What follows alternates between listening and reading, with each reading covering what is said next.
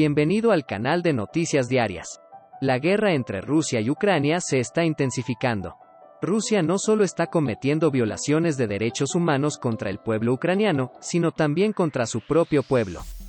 Según el Servicio de Seguridad Federal de Rusia, también conocido como FSB, un hombre ruso que planeaba cruzar a Ucrania fue sentenciado el miércoles a 4 años y 8 meses. Sergei Ulukhshunov, de 30 años, de Krasnoyarsk en Siberia, fue condenado por el Tribunal de Distrito, informaron los medios rusos. Ulukhshunov fue acusado de planear unirse a las Fuerzas Armadas ucranianas y luchar contra Rusia en el conflicto en curso. La guerra comenzó cuando el presidente Vladimir Putin ordenó la invasión de Ucrania el 24 de febrero de 2022.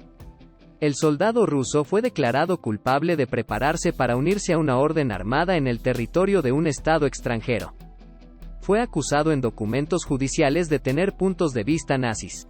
Si bien Putin justificó su ataque a Ucrania, dijo que estaba tratando de desnazificar el país en ese momento. El nazismo no ha tenido evidencia para apoyar esta afirmación falsa. Ulukhshunov fue acusado en la primavera de 2022 de examinar sitios web pro-ucranianos y comunicarse con ucranianos. Según medios rusos, Ulukhshunov estuvo en abril en Minsk, la capital de Bielorrusia, en la frontera con Ucrania. Según los informes, llamó a un representante del Servicio de Seguridad de Ucrania, quien le explicó cómo cruzar ilegalmente la frontera entre Ucrania y Bielorrusia. Luego fue detenido por los guardias fronterizos de Bielorrusia el 8 de abril y entregado al FSB. Los documentos judiciales lo describen como un ferviente oponente de la política interior y exterior de la Federación Rusa. Según los medios rusos, Ulukhshunov se declaró culpable.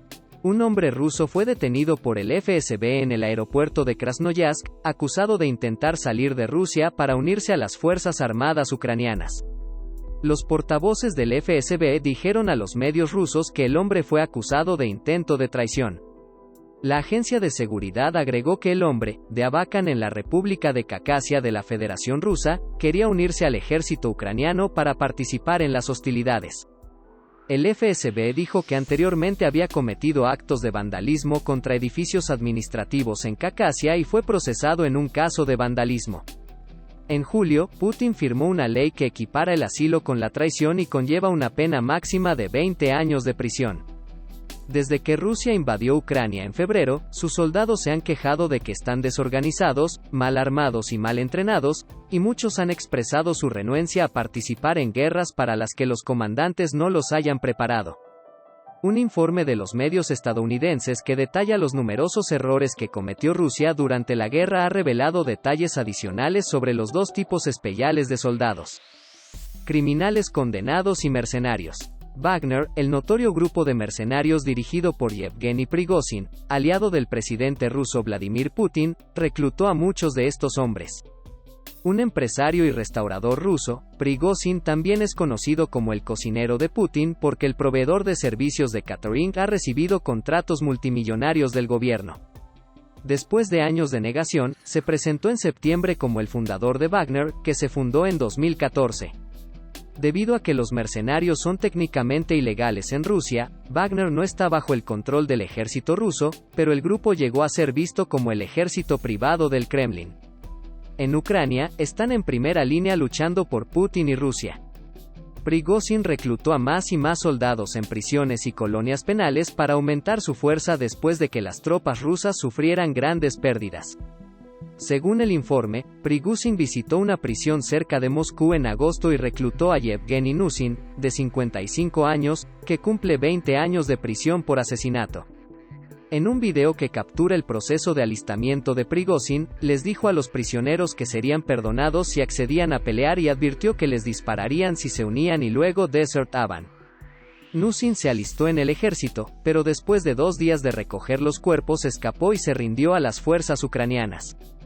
Digamos que en una entrevista que dio Nusin mientras era prisionero de guerra en Ucrania, ¿qué hizo Putin durante su tiempo en el poder? ¿Hizo algo bueno? Creo que esta guerra es la tumba de Putin. Aunque los medios estadounidenses no transmitieron inicialmente su entrevista con Nusin, también habló con los medios ucranianos, que publicaron su nombre. Durante las entrevistas, dijo que se unió al grupo Wagner para salir de prisión y que quería unirse a las fuerzas ucranianas y luchar contra ellas, informaron los medios ucranianos. Finalmente, fue devuelto a las fuerzas rusas en un intercambio de prisioneros y poco después apareció en un video compartido por una cuenta de Telegram vinculada a Wagner. Según varias fuentes, el video mostraba a Nusin tendido en el suelo con un camuflado. Según las Nusin Noticias, me dijo desperté en este sótano donde me dijeron que iba a ser juzgado. Luego, el hombre golpea a Nusin en la cabeza con un mazo. Prigozhin luego expresó en Telegram su apoyo al asesinato. Nusin traicionó a su pueblo, traicionó a sus camaradas, los traicionó deliberadamente. Los familiares de Nusin dijeron que estaban horrorizados después de la publicación del video.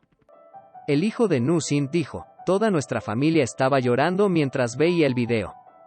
Lo mataron como a un animal. Según los informes, el portavoz de Putin, Dmitry S. Peskov, solo dijo cuando los periodistas le preguntaron sobre el video: esto no es asunto nuestro.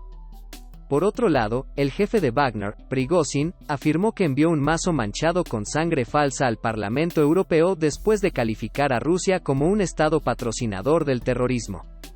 Esta semana, el Parlamento de la UE anunció que los repetidos ataques militares rusos contra los civiles ucranianos y la infraestructura energética violan el derecho internacional y votó a favor de reconocer a Moscú como un estado que apoya el terrorismo y un estado que utiliza las herramientas del terrorismo. La votación fue aceptada con 494 votos a favor, 58 en contra y 44 abstenciones. Yevgeny Prigozhin, quien fundó la notoria organización paramilitar Grupo Wagner, respondió a la votación de manera bastante exagerada. Se informó en las redes sociales que Prigozhin dijo que había discutido el voto de la UE con los comandantes de Wagner y decidió tomar medidas contra el Parlamento. Según los medios de comunicación rusos independientes, Prigozhin dice que tuve una reunión con los comandantes de las PMC de Wagner y les conté esta triste noticia. No sé qué ley guió al Parlamento Europeo, pero de acuerdo con nuestra legislación, a partir de hoy declaramos que el Parlamento Europeo está disuelto. Pero antes de que este procedimiento sea legalmente aplicable, se me ha ordenado que presente una hoja informativa al Parlamento Europeo.